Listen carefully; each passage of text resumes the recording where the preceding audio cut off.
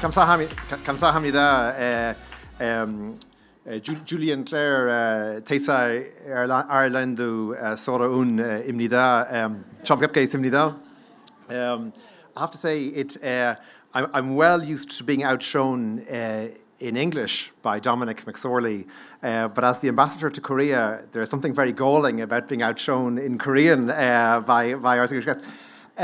It's a huge matter of pride for us to be associated with Concern. Let me just say, I used to work in Irish Aid, our aid agency, and Concern is our number one agency in terms of funding. But it's an honour to be associated with them because Concern doesn't just chase the institutional funding, and it does that very, very well because as an organisation, it has the capacity to deliver results and to describe them and capture them in a way that donors expect. But Concern, since it was founded in 1968, has kept the ingrained humility that keeps it in contact with individuals in Ireland, and now, I'm delighted to say, increasingly in Korea. And you can say, well, that's easy to say. What's the proof of that? Well, it's an extraordinary thing that Concern, and colleagues from Concern will correct me if I'm wrong, I think about 1/6 of Concern's income comes from ordinary people in Ireland. That's people, putting their hands in their pockets. It's people organising sponsored walks. It's people responding to appeals with their own money, and they support Concern through their support through Irish Aid, and many other donors, of course, which support Concern. But it's a very interesting point. As I feel, as Irish ambassador, I'd like to, I suppose, to stress that.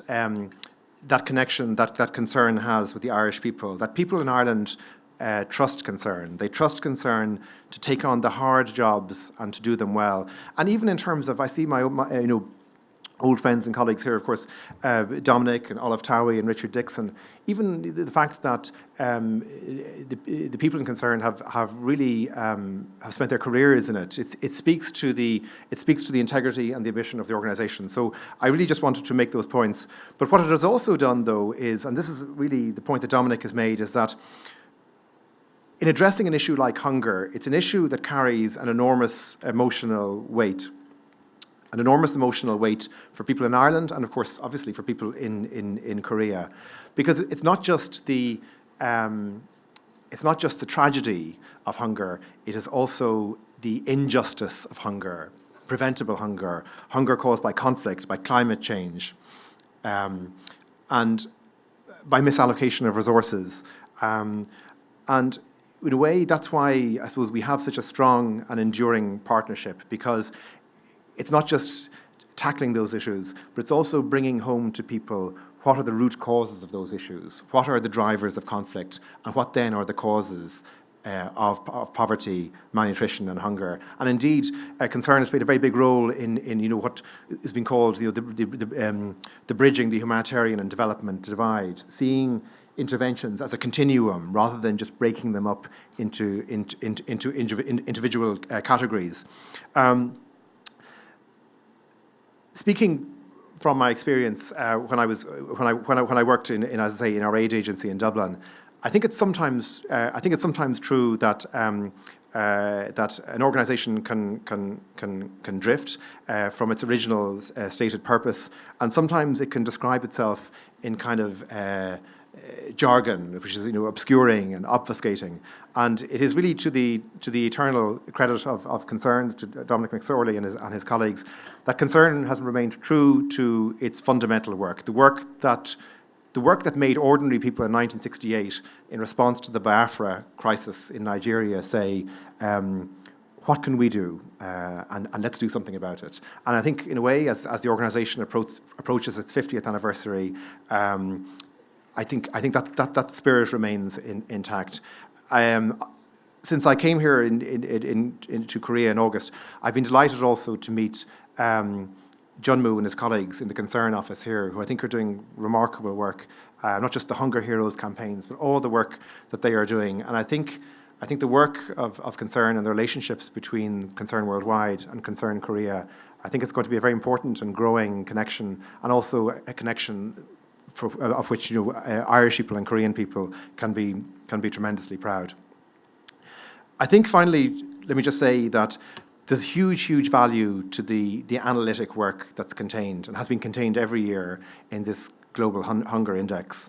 I think back to how you look at issues differently in the past. And when I was a teenager in the 1980s, people were deeply moved by the famine in Ethiopia.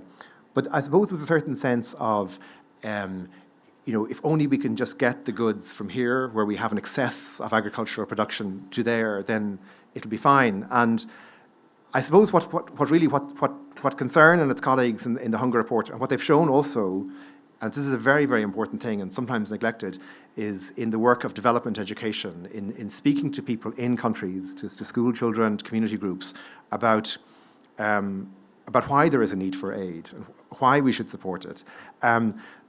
I think it's really, what I say is it's bringing all those things together to show, in fact, the dynamics of hunger and poverty. How it isn't just something fated. It isn't inevitable. It's not a force of nature.